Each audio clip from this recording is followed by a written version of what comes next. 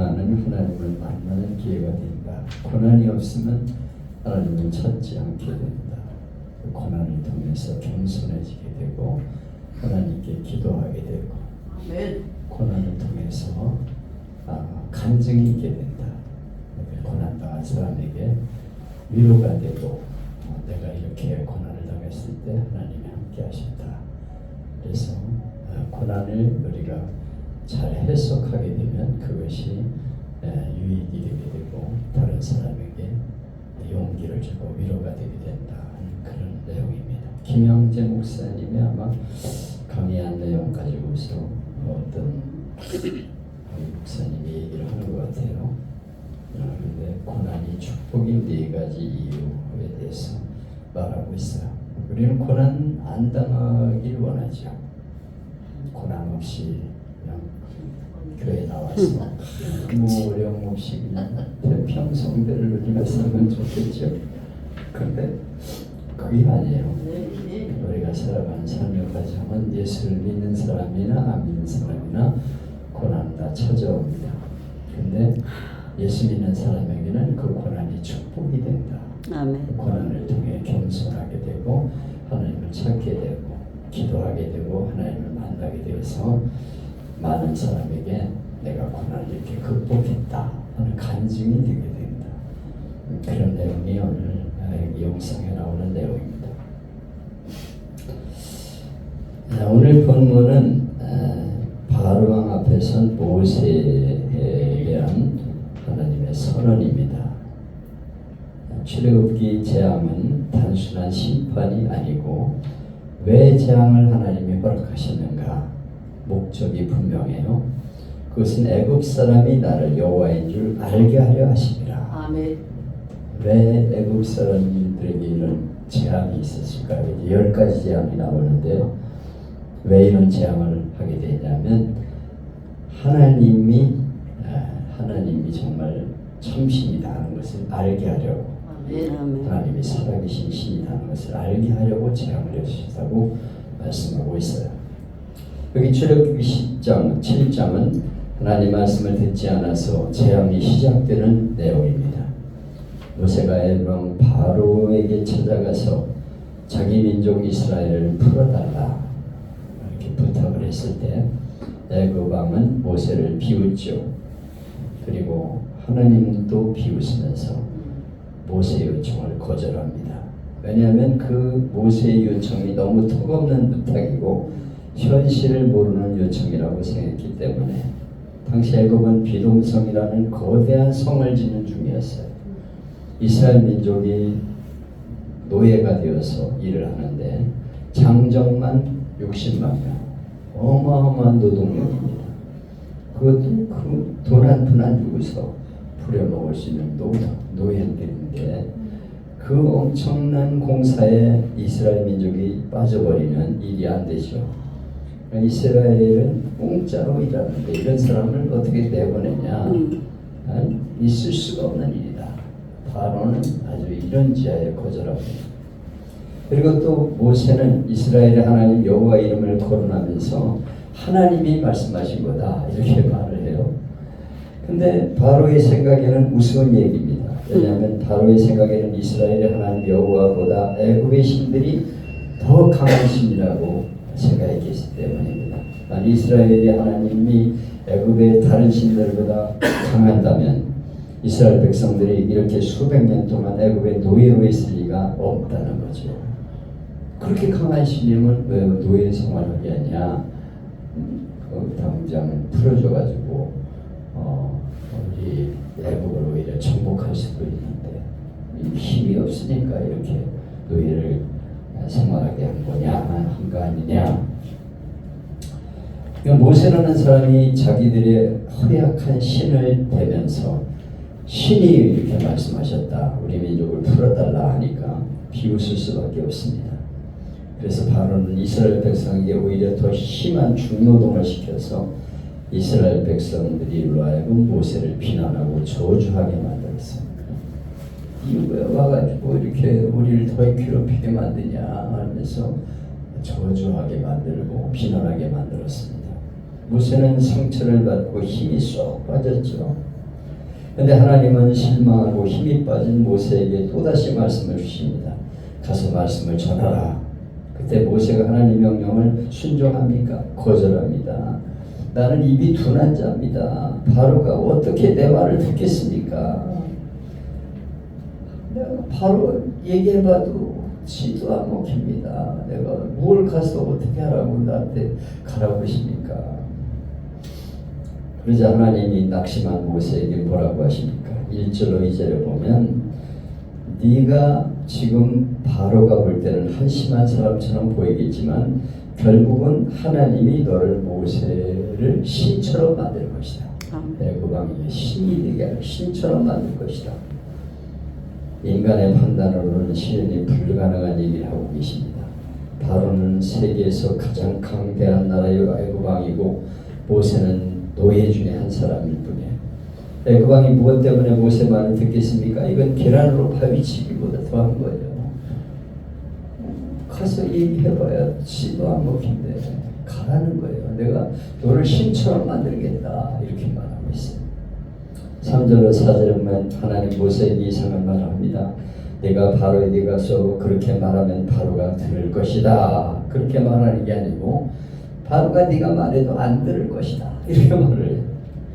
하나님 모세에게 앞으로 되어질 일에 대해 몇 가지를 말씀하십니다. 첫째는 하나님이 많은 표징과 이적을 애굽 땅에서 행하시겠다. 둘째는 그럼에도 불구하고 바로의 마음이 강팍해서 하나님을 인정하지 않을 것이다.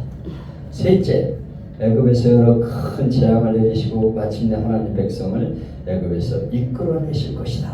이렇게 말씀하시죠. 하나님이 가서 말해도 안 될 거라고 하면서 듣지도 않을 일을 왜 시키고 있을까요? 그 이유는 반드시 그런 과정을 거쳐야 하기 때문에. 바로가 처음부터 모세의 말을 들어줬다면 바로는 마음이 넓은 사람인 것처럼 생각이 들지 모르지만 하나님의 능력은 드러나지 않습니다. 하나님 지금 당신이 살아계신 참신이라는 사실을 이스라엘 백성과 모세에게 알리려고 하고 애굽에게 알리려고 합니다. 그러면 바로는 웬만한 능력으로도 끄떡하지 않은 사람이라는 게 확인돼야 돼요. 그래서 상황을 모세에게 경험시켜야만 되고 오늘의 명령은 그것을 경험하게 되리라 하는 말씀입니다. 하나님이 없는 마음을 억지로 약하게 만드는 게 아니에요. 바로의 마음을 교만하게 하고 자기 중심적인 마음을 갖게 함으로 하나님이 그 마음을 그대로 두셔서 그 결과를 통해서 하나님을 드러나게 하신 것입니다. 그래서 바로가 그렇게 강하게 나오니까 그냥 재앙을 통해 가지고 그냥 납작하게 만들어 가지고 하나님이 참신인 것을 알게 하신다 하는 것입니다. 하나님은 나중에 결국 내 앞에 바로가 굴복하게 되리라 장래에 나타날 일을 말씀하십니다. 당장은 안 듣겠지만은 결국은 바로가 항복할 것이다. 그리고 너희 백성을 해방시켜 줄 것이다. 내가 내 손을 그들 위에 펴서 재앙을 내릴 것이니 애굽 왕이 내게 항복하게 될 것이다. 결국 하나님이 애굽 왕을 완악하게 하시고 그들을 구원하는 길로 인도하셨습니다. 왜 이렇게 하셨을까요? 세 가지 목적. 바로에게는 하나님을 대항하여 싸우는 것이 무모한 일이라는 것을 보여주시고 모세에게는 하나님이 함께 하시면 약한 자도 승리할 수 있다는 것을 가르쳐주십니다.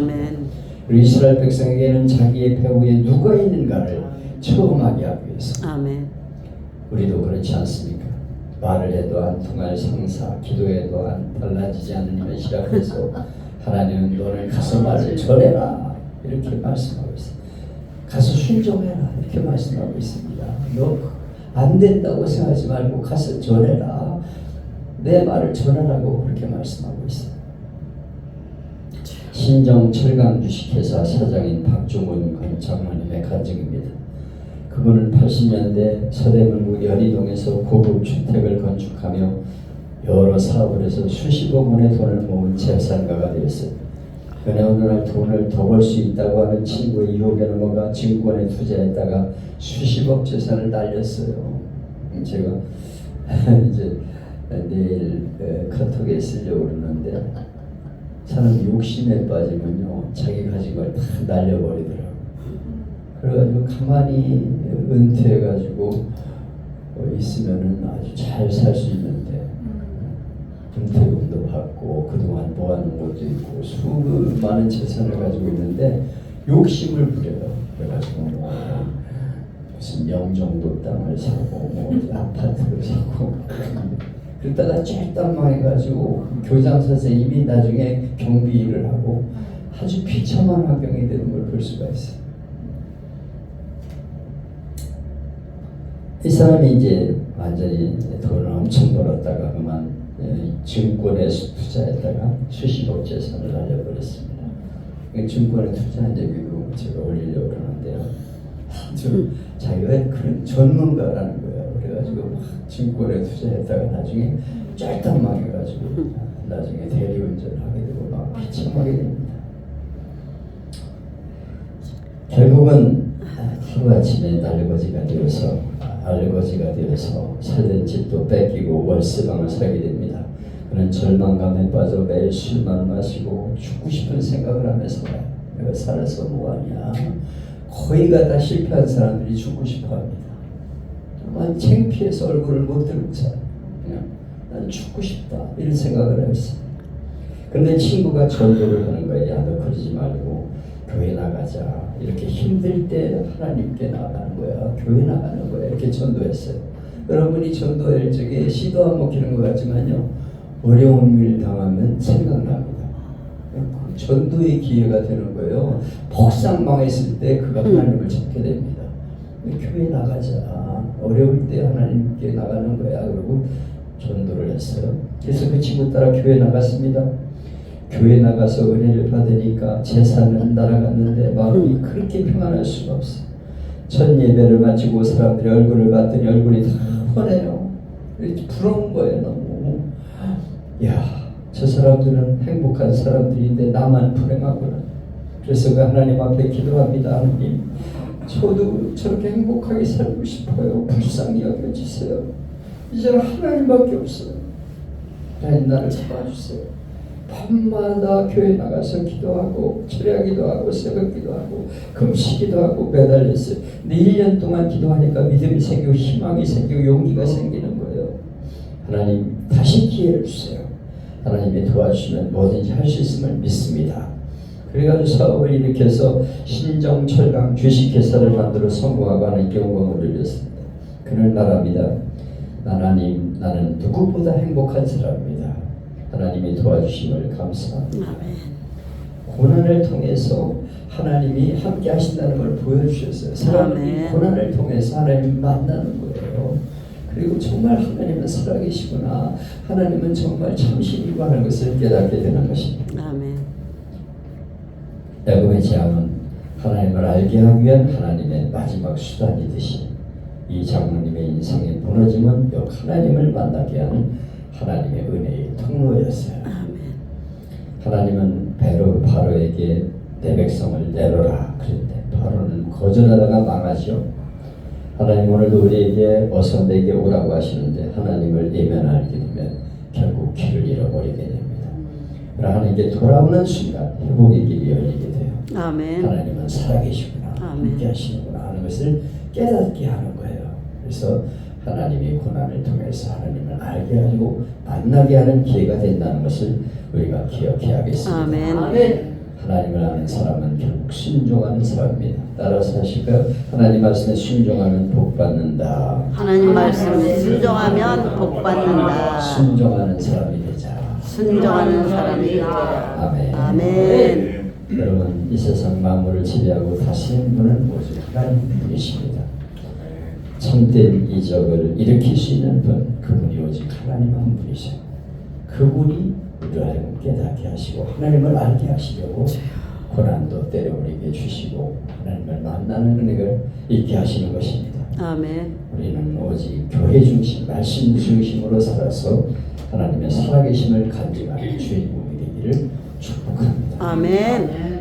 왜 나만 겪는